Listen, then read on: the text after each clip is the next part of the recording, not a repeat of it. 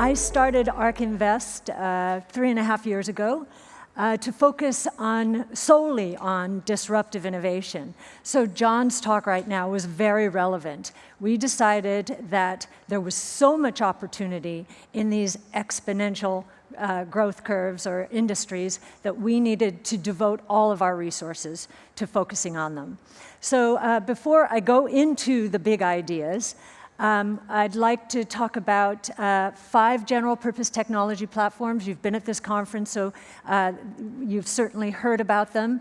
We focus on them because they are riding down cost curves, creating tremendous unit growth, productivity, and ultimately wealth.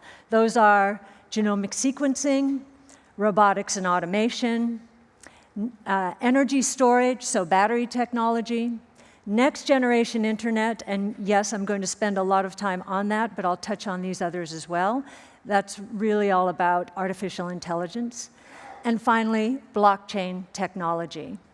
So those are those innovation platforms, we call them, are creating exponential growth opportunities. That is what ARK Invest is dedicated to surfacing and investing in, so research and investment. So the big ideas. We believe innovation is key to growth. Again, John touched on this early in his talk. A lot of growth in the last, I'm going to say 20 years, has been financially engineered, certainly since the tech and telecom bubble and bust and risk aversion entering the stock markets. We believe that also because of the tech and telecom bubble and crash and 08-09, that risk aversion has really characterized the market to such an extent that we believe in the public markets that there's a massive misallocation of capital taking place right now. And the reason that's happening and the way it's happening is fund managers are going passive, and investors looking at active returns and being very disappointed by them over the years, they're moving passive. Passive means investing according to an index, a benchmark. Benchmarks are where they are because of what has happened historically. So they're backwards looking. We are not focused on the past, we are focused on the future. And we think there are tremendous opportunities in the public marketplace because of this shift towards passive. Again, tremendous inefficiencies. One of the other things that we've done is created a research ecosystem. We've added new dimensions to it because in order to capitalize on exponential growth, which is moving very, very fast, we need many more research resources. Now, we're a small firm. We use all the traditional research resources that traditional asset managers use. But we do a lot of original research, and we are focused on using social media to help us vet our ideas. We're collaborating with communities out there. So we push all our research as it is evolving, not when all the T's are crossed, I's are dotted, into social media. All of our blockchain and cryptocurrency contacts came from Twitter. Blockchain is living on Twitter. That community is living on Twitter. So our blockchain lead, CRISPR, started interacting with the blockchain community, and we ended up collaborating with Coinbase, which is the largest exchange, US dollar-based exchange of cryptocurrencies in the world. So it's been very effective. We push our research into LinkedIn, into their affinity communities, and we are very happy when blog aggregators take our research from our site, and we publish all of our research on our site, and put it on their site because they think it's going to drive traffic. It gives us lots of comments about where we could be going wrong in our assumptions. So I'm going to go through some of these big ideas very quickly. They've been touched on in different ways at the conference. What we are doing is sizing the opportunity. So Silicon Valley, Silicon Alley, Silicon Dock, all of the silicons around the world, they are dreaming the dream, they are innovating. We are sizing the opportunity. That's what we do.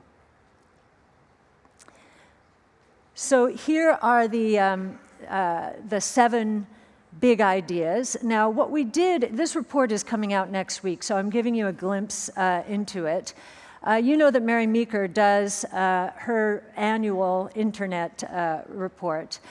So we're leveraging off that idea. What we found very interesting about Mary's report this year, and I know Mary, we grew up as analysts in the day. She was at Morgan Stanley and I was at Jennison. She is focused on the internet. Interestingly, blockchain could not happen without the internet. And according to our director of research, I've been out the last week since it came out, she did not mention blockchain and crypto assets there. So we think it's a very, very young space, but it's explosive if you've been watching it, and we think we understand why. So I'll get to that at the end. So deep learning, mobility as a service, 3D printing, CRISPR genome editing, mobile payments, robotics, crypto assets. All of these are a derivative of those 5 general purpose technology platforms I mentioned. So deep learning, this report's coming out today. Bill Gates has said a breakthrough in machine learning would be worth 10 Microsofts. So Microsoft is $600 billion. Well, deep learning, we think, is going to be twice that. And here you can see why we think that. The internet was big. It's trillions and trillions of dollars in market cap out there. But it hasn't made inroads into some industries like it has in others. So deep learning is a subset of machine learning, which is a subset of artificial intelligence. Deep learning basically is modeling learning after the brain. And we think it's going to be extremely disruptive. I think we're getting a lot more attention generally, this whole idea of disruptive innovation, because we're seeing the retail sector fall apart. You hear everyday news of a company saying, we don't have pricing power, we're losing traffic, we've got too much inventory, Amazon's eating our lunch. We think deep learning is going to create in financial services, which has already been affected by the internet, $100 to $170 billion in either profits or savings for companies because of better credit scoring, for example. Or in the automotive space, we think autonomous taxi networks, which are going to exist because of deep learning, we think that market is going to be a $7 to $10 trillion market in 10 to 15 years. And autonomous taxi networks, so that's probably 20% of the total autonomous opportunity, will be roughly a $2 trillion opportunity, again, driven by deep learning. We think that, and I'll get into this later, that it's going to be subject to natural monopolies. So the opportunities for several companies, let's say 5 to 7 companies out there, $2 trillion revenue market, huge opportunities. We've definitely got our eyes focused on that. We've done 3 years of intensive research on it. Healthcare, we think there's a $16 billion opportunity in radiology because of deep learning. Again, getting at that mammogram and understanding maybe 3 times before in stage 1 instead of stage 3 that a woman has breast cancer. Here we're saying, so Bill Gates said machine learning would be 10 Microsofts. We think that deep learning could approach $17 trillion in market cap, which would be 35 Amazons. And I know a lot of people look at Amazon, which for a long time never earned any money. Very few people or very few traditional asset managers for years could own that company because, again, no earnings, PE, stratospheric. I think Amazon taught us a lot, and a lot of companies are willing now to invest against these amazing opportunities. They're willing to forego current day profits because the opportunities out there are so enormous. There are many companies who are on this, I've got to grow 10% a year. They're going to be at a, and I can't invest this much for this, that, or the other. They're going to be at a strategic disadvantage in this new world. So mobility as a service, this is the biggest change that the automotive industry has ever faced. We believe today that if you discount the cash flows, if you present value the cash flows that we expect from the autonomous taxi network, that it should be today in the marketplace, if we knew the companies who were going to succeed, and as I mentioned earlier, these are going to be natural monopolies, they should be worth roughly $2 trillion today. Now, we think Tesla is going to be one of those companies. Tesla is about a $55–60 billion company today. A lot of investors have had quite a bit of trouble with this one because they have defined it as an auto company. It is not. We think it is an autonomous taxi network company ultimately. It's very interesting to listen to the conference calls. They've set the conference calls up so it's just Q&A. So we get more of a glimpse into what analysts are thinking than we do about the company. And in the last several Q&As at the end of their quarter, there has not been one question about autonomous taxi networks or autonomous anything. So we do not believe that Tesla is priced correctly.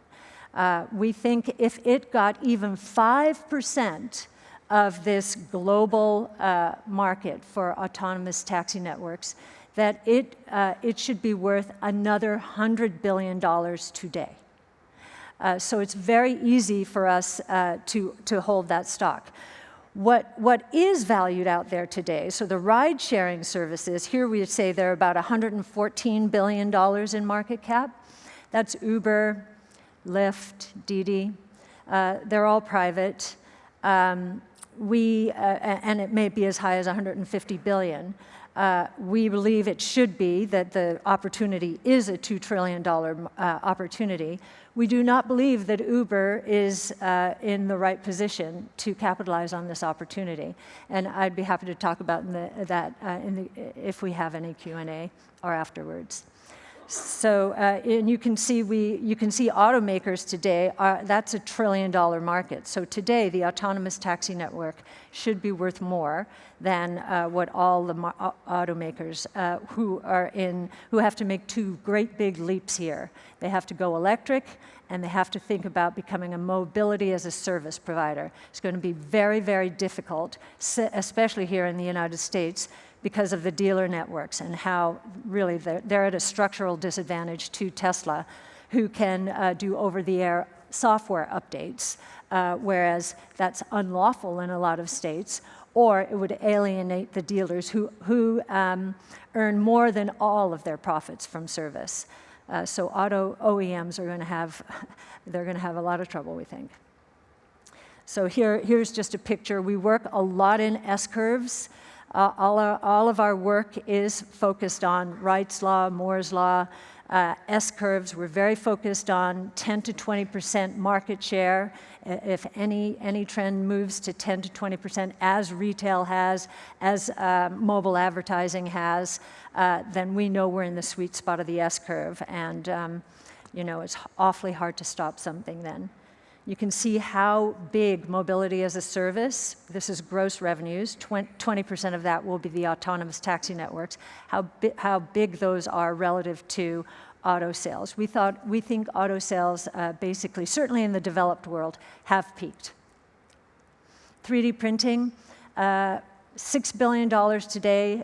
McKinsey thinks it could be nearly $500 billion by 2025.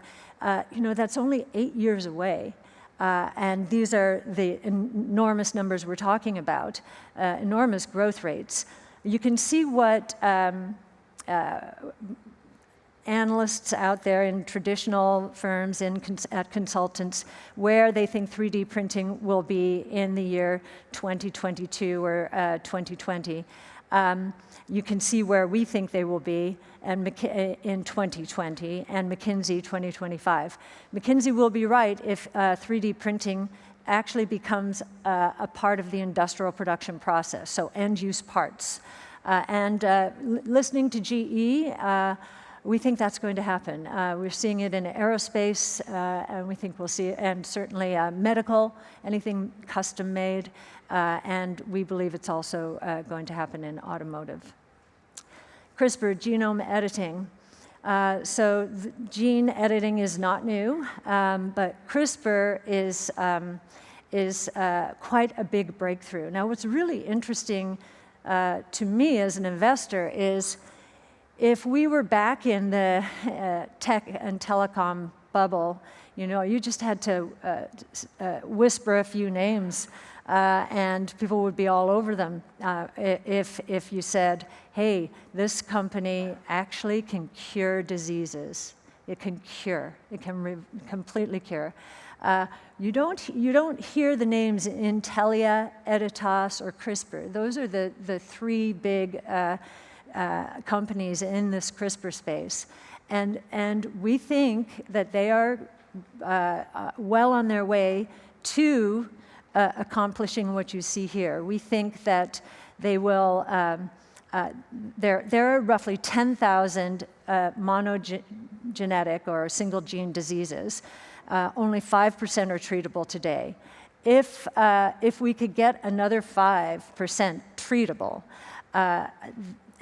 we would be able to generate, or companies doing that would be able to generate roughly $170 billion in revenue per year. And if you compare that to what the NIH, National Institute of Health, has spent over the last 5 years in R&D, that's $27 billion, quite an enormous payoff. So we're quite excited about this space. It has applications beyond therapeutics. Could be a very large space. These are very relatively small market caps for the opportunity. And you can see if a company in this space has a strong IP position, as Genentech did in 1980, then the growth rates can be enormous. Again, you don't hear these names, and that's quite interesting to me. We think there are very low expectations in that space. Mobile payments. We think this is a $15 trillion opportunity, up from $1 trillion. We base this on smartphone penetration and the mobile payment acceptance, which is growing. And actually, Asia is leading the charge here. You look at companies like Tencent and Alipay. They are really moving very quickly towards mobile and actually showing us the way in many ways. So again, huge opportunity here. We think that data is the hidden asset that a lot of companies have. It does not surprise us that Amazon is targeting now the lower income levels because the data, there's a huge amount of data in the small transaction space. We think that the data opportunity is roughly $100 billion as companies learn more and more about not just their high-end customers, but the lower-end customers. And like companies like Netflix and others have been able to transform industries because they know so much about their customers. Robotics, Amazon rang the bell in 2014. They went from 1,000 robots at the beginning of the year in their distribution centers to 15,000 at the end. They have roughly 50,000 today, and they have never laid off anyone other than for performance reasons in their distribution centers. Robotics, we know that a lot of people are very fearful of what could happen because of robotics. We took the Oxford University study that said that in the next 10 to 20 years, 47% of all the jobs in the United States will be lost to robotics, automation, artificial intelligence. We took their study, the 700 job classifications there, along with the wages, and then we used our research on robotics and the declining cost curve there, and when robotics would be ripe to enter the various industries. And we agree there's going to be a lot of displacement. What they didn't do, and what so many people don't do, but Mark Andreessen and Ray Kurzweil are definitely thinking in this way, they are not looking at the impact of technology. So the productivity gains, the new products and services. If you do that research, what you find out is that by the year 2035, GDP, because of robotics and automation technology, will be in the United States will be $12 trillion more than it would have been without robotics and automation. So instead of a $28 trillion economy in 2035, we'll have a $40 trillion economy. This is the history of technology, productivity, new products and services. And so it is our job as investors to figure out where that $12 trillion is. We can't even imagine it right now. We couldn't imagine what the internet was going to do with us in the early 90s. So here you can see that robotics has been most effective in the automotive industry. So very high volume, assembly line kind of environment. As Peter was talking about earlier, we're moving into a world of collaborative robots. So we do think robotics is going to have a tremendous impact, and our expectation, based on the cost curve, Wright's law, if you'll have it, in the robotic space, we think that the robotics industry is going to be much bigger than BCG or other consultants do. Blockchain, cryptoassets could slash the cost of transactions and reshape the economy. Chris Berniski is our blockchain products lead, and he's very active on Twitter at Arc Blockchain. And he does surveys. That's one thing that we do out there. The community, cryptocurrency community is very conversant on Twitter, so we will do these sorts of surveys. So about 2 months ago, I think, no, right, this was May 8th. So not even a month ago, we did this survey, and the cryptocurrency community thinks that we're looking at a $1 trillion market. So this week, all of the cryptocurrencies out there, so more than 700 cryptocurrencies, tallied up in terms of what we would consider market cap to $100 billion. So when you put that in the context of Apple stock, which is roughly $800 billion, you know, that's pretty interesting, because we think that blockchains, cryptocurrencies, crypto assets, crypto commodities, whatever you want to call them, they are going to be transformational. So the community on May 8th thought that we were looking at a $1 trillion opportunity. It has been on fire.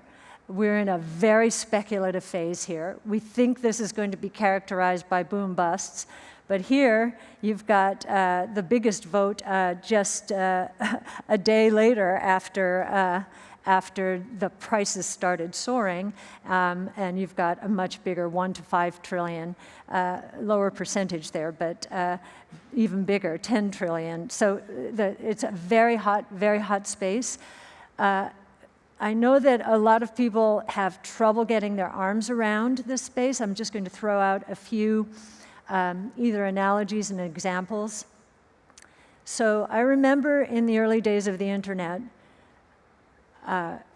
technologists were saying, technology analysts or futurists were saying, you know, voice is going to be free.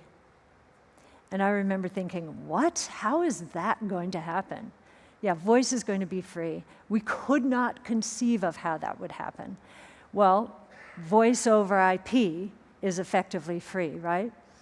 The same thing is going to happen to money. We're going to go to, so the transmission of money right now, there's a lot of friction in the system. Western Union gets 8%, an 8% slice of when workers from the United States transfer money to Mexico or to Philippines. Money over IP ultimately will let them do that for free. Now today, when you do it there, you have to pay on either side of the transaction to convert from fiat into crypto and then back again. But if you look at the Philippines to South Korean corridor, what you're seeing already is that Bitcoin is 20% of the remittances market. Now, anytime I see 10 to 20%, I think S-curve. So, and word of mouth is very powerful, especially in the emerging markets when they're trying to save money in this way. The remittance market is a $500 billion to $600 billion market. We think that market could go into really become part of the crypto world. Now, what's also interesting, Blue Pan is the company that has the South Korea-Philippines corridor. The migrant workers who are transmitting currency, they don't know that Bitcoin is what's enabling them, such a low-fee transaction. It's the rails, effectively. So they just see the fiat transfer. So we think that that's going to be a very exciting market.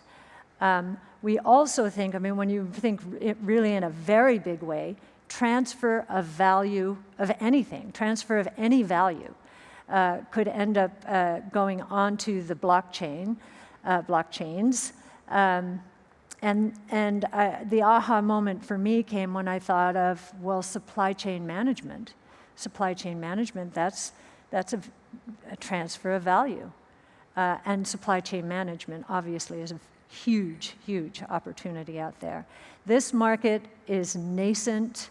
There are a lot of growing pains taking place right now in the crypto world, but the promise is there. We actually think that the internet never was intended to be monetized in the early days, and that crypto assets and networks using them are the answer to that. I am just going to switch to this last, since we're at a Fintech conference.